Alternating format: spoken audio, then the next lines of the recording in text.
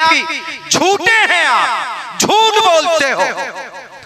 आप इख्तिदार में बैठने के लायक नहीं हो, आपको कुर्सी पर बैठने का हक नहीं है। आप कौम और समाज और देश की तरक्की के लिए काम नहीं कर सकते तो कुर्सी छोड़ो।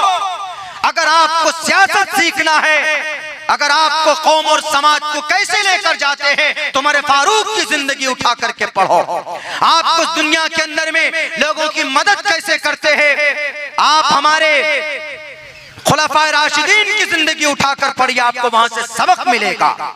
आपको 10 लाख रुपए का सूट पहनने के लिए नहीं बिठाया गया है, बस 10 लाख गरीबों की समस्या का समाधान कैसे हो, इसलिए आपको बिठाया गया है। और वो चीजें नबी पाक अलैहिस्सलाम की जिंदगी के अंदर मिलती, इसीलिए कहा गया है ना, मोहम्मद रसूलुल्लाह सल्लल्लाहु अलैहि वसल्लम के बारे में संस्कृत के अंदर कहा गया है कि अगर मोहम्मद अलैहिस्सलाम से मोहब्बत नहीं करोगे तो बेड़ा पार नहीं होगा। मेरे भाइयों, वक्त चूंकि काफी हो चुका है, अभी हम लोगों को नमाज भी अदा करनी। चूंकि सीरत का प्रोग्राम था तो सीरत के ताल्लुक से हमने बात की, वरना हालात हाजरा मेरा पसंदीदा टॉपिक हुआ करता है।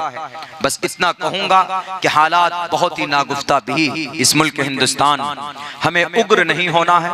कोई आदमी कोई भी भाषण दे, जैसे अररिया के अंदर में भी एक भाषण दिया गया, वहां का मेंबर ऑफ पार्लियामेंट बिल्कुल जिहालत से भरा हुआ भाषण था, बिल्कुल जुल्म सितम का बाजार गर्म करने वाला भाषण था। हमारा ये कोसी, हमारा ये सीमांचल अल्हम्दुलिल्लाह पुरअमन इलाका, हिंदू मुसलमान मिलकर रहते, एक दूसरे का सम्मान करते, एक दूसरे का एहतराम करते, एक दूसरे की परेशानी में लोग शरीक होते। और इसको आग के अंदर झोंकना चाहते, एक संवैधानिक पद पर बैठकर। अल्लाह के नबी ने यह फरमाया कि भाई आप की जात से किसी को तकलीफ न पहुंचे। सच्चा मुसलमान वही, अल मुस्लिम मन सलिम अल मुस्लिमून मिन लिसानिही व यदिही, है तो मुसलमानों के लिए। लेकिन बाद मुफस्सिरीन ने इस हदीस की तफसीर की है कि अल्लाह के नबी अलैहिस्सलाम का मंशा ये था कि मुसलमान सच्चा वो है कि उसके हाथ से, जुबान से, पैर से किसी इंसान को तकलीफ न पहुंचे। और आप माइक लेकर बोलते, यहाँ रहना है तो ये बनो, वहां रहना है तो ये बनो। अंग्रेज के सामने डायमंड हार्बर पर कौन था तोप लेकर? डायमंड हार्बर, जिसको आज हावड़ा कहा जाता है, इसका पुराना नाम डायमंड हार्बर है, आज हावड़ा में बदल दिया गया। डायमंड हार्बर पर अंग्रेज की ऑफिस को तोड़ने वाला कौन? 1755 की तारीख नहीं मालूम होगा एमपी साहब आपको। डायमंड हार्बर में तोप लेकर पहुंचने वाला मर्द मुजाहिद का नाम अली वर्दी खान था।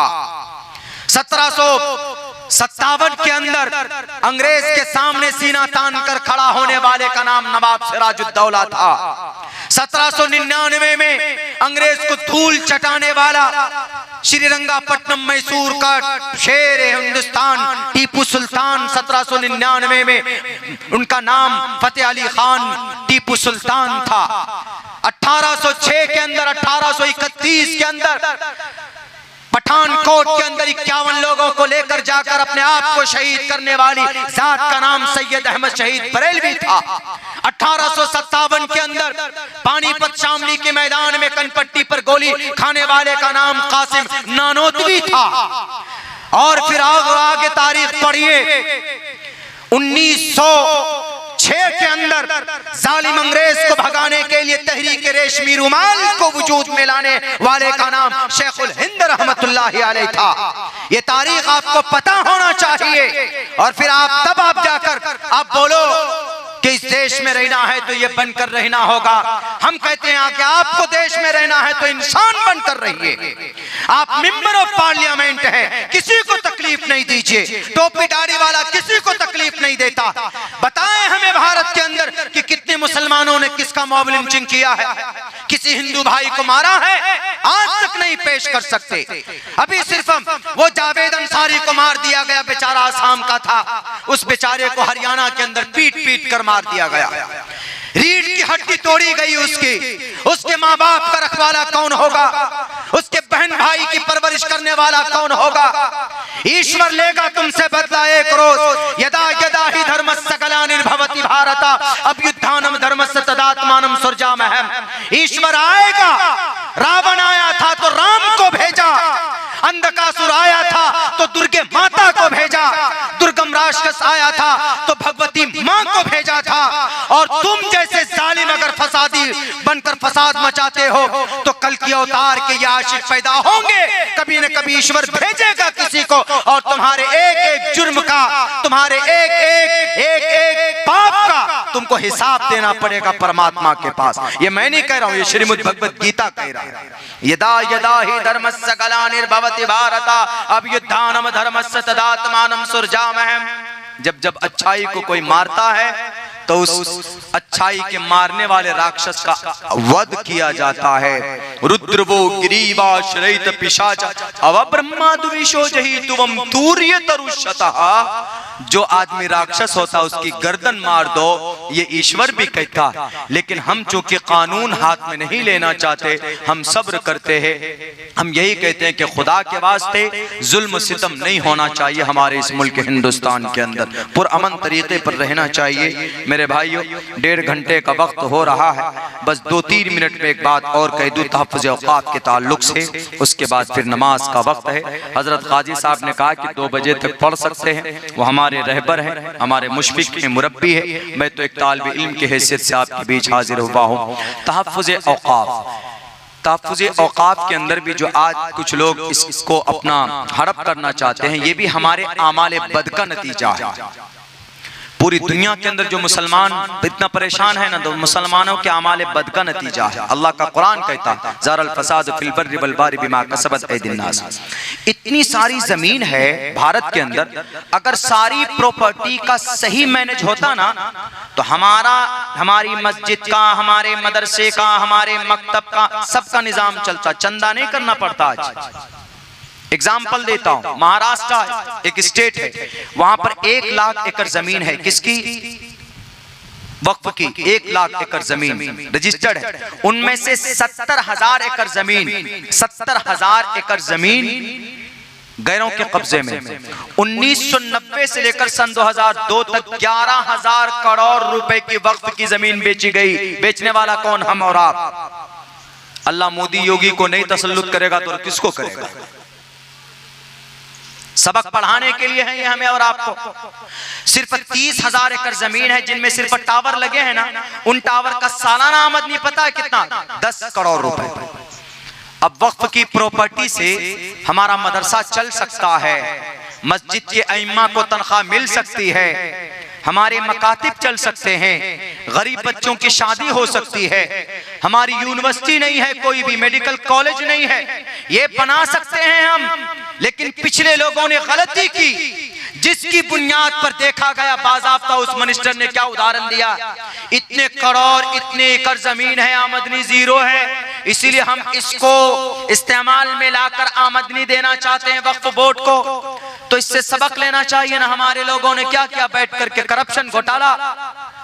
हैदराबाद में आज भी कई ऐसी बिल्डिंग है वक्फ की, वक्फ प्रॉपर्टी की, जिसकी आज जो रेंट है, जो किराया है 150-250 रुपए है। 250 रुपए कहाँ? रजिस्टर्ड में। बाकी आता कितना है? 25,000 रुपए रेंट आता है, 250 रुपए लिखा जाता है। बेईमान कौन? हम और आप। और हमारी और आपकी बेईमानी की वजह से अल्लाह तबारक व तआला हमारी प्रॉपर्टी को दूसरों के कब्जे में दे रहा है। इसीलिए हमारे अंदर भी इस्लाह की जरूरत है।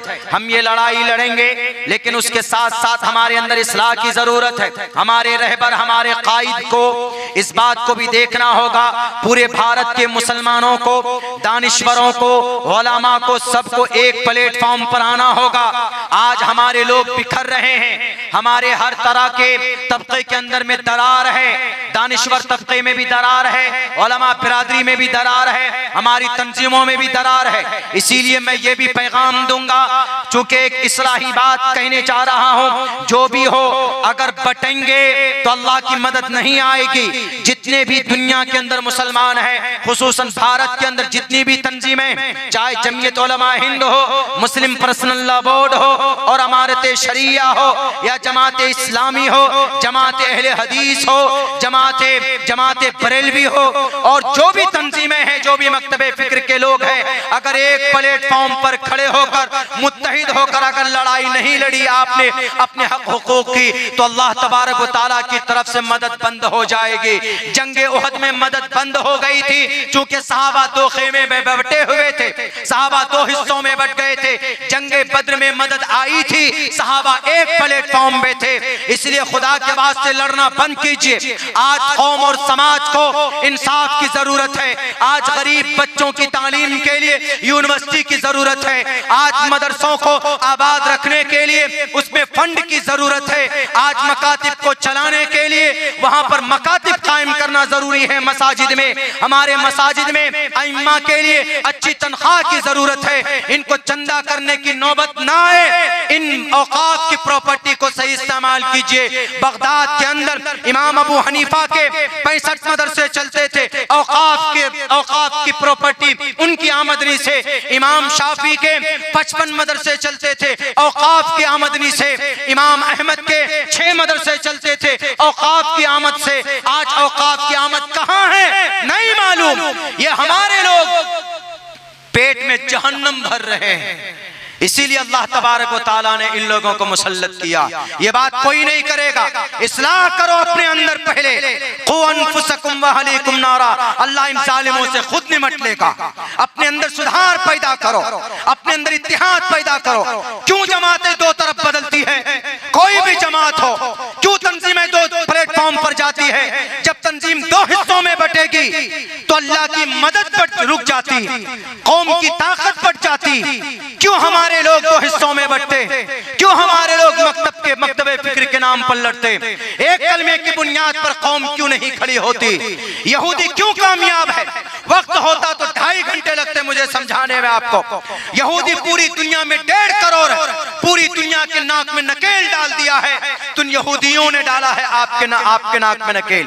आपके भारत में बुर्के पर पाबंदी कौन लगवाया? यहूदियों ने लगवाया। आपको लड़ाता कौन है? यहूदी लड़ाता। 1.5 करोड़ है जिसकी जिल्लत कुरान में है, और आप 2 अरब हैं जिसकी फजीलत कुरान में है। आप जलील रुस्वा हैं, और यहूदी जो जालिम है आज वह दंदना रहा है। क्यों? क्योंकि उन्होंने आपके कुरान से इस्तिफादा किया। आपके कुरान को दुनिया में कामयाब होने के लिए पढ़ता है, सवाब हासिल करने के लिए नहीं पढ़ता है।